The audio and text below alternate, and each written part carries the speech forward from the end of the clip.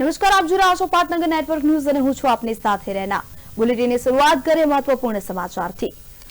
જૂનાગઢના કાળવા ચોક ખાતે કોંગ્રેસની જાહેર સભામાં મહાનગરપાલિકા કોંગ્રેસ ચૂંટણી નિરીક્ષક પુંજાબાઈ વંશ અને ગુજરાત પ્રદેશ કોંગ્રેસ પ્રમુખ શક્તિસિંહ ગોહિલ સભામાં ઉપસ્થિત રહ્યા હતા. આ પ્રસંગે પુંજાબાઈ વંશે પોલીસ અને વહીવટીતંત્રને આકરી ચેતવણી આપી હતી. ત્યારે ગુજરાત પ્રદેશ કોંગ્રેસ પ્રમુખ શક્તિસિંહ ગોહિલ પણ ભાજપ સરકાર પર તેઓએ આકરા પ્રહારો કર્યા હતા.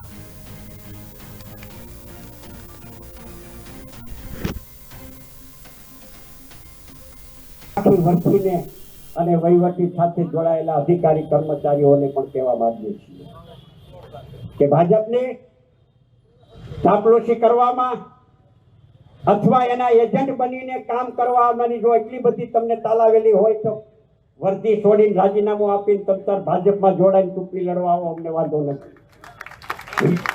પણ ભાજપની સાથે કામ કરીને તમારે રેડો પાડવી હોય તો બીજા ઘણા બધા સ્થળો છે રેડો પાડવા માટે. ત્યાં વેઠ પાડો, કોણ તમને રોકે છે? અસામાજિક પ્રવૃત્તિઓ તમારી ભાગીદારી સિવાય ક્યારેય શક્ય ન બને. ગુંડાગીરી તમારી ભાગીદારી સિવાય બેફામ ક્યારેય બની ન શકે.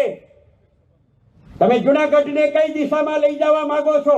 हिंदू धर्म की व्याख्या जियो और जीने दो. भाजप वाળાએ શું કર્યું? जियो और मार डालो. અને પરિણામે શું થયું? એમને મતોનો ફાયદો તો હિન્દુ મુસલમાન કરીને મેળવ્યો, પણ દુનિયામાં જ્યાં હિન્દુ રહેતો હતો એને કોઈ દિવસ તકલીફ નહોતી પડતી કે મારા હિન્દુઓને તકલીફ પડતી હોય તો આ ભારતીય જનતા પાર્ટીના પાપના કારણે પડે છે, એમ કહેવામાં આવ્યું છે.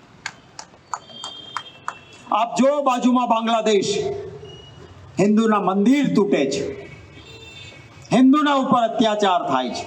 શું કામ થાય છે? કારણ કે ભાજપની બેવડી નીતિ. અરે આ દેશમાં રહેતો જેના પિતાએ સ્વાતંત્ર્ય સેનાની તરીકે દેશની આઝાદીમાં હિન્દુ મુસ્લિમ ભાઈ ભાઈ બનીને જેના પિતાજી એક સ્વાતંત્ર્ય સેનાની તરીકે લડ્યા હતા, એવા કોઈ મુસ્લિમ સ્વાતંત્ર્ય સેનાનીનો દીકરો, અને એ દીકરો હુસેનભાઈ હોય, ભારતનો હોય, તો આ ભાજપ વાળાને એ હુસેનભાઈ નો ગમે. પણ બાંગ્લાદેશમાં આખા દેશનો વિદ્રોહ થયો હોય અને જેને હાકી કાઢી હોય એ શેખ હસીના ભાજપ વાળાને ગમે.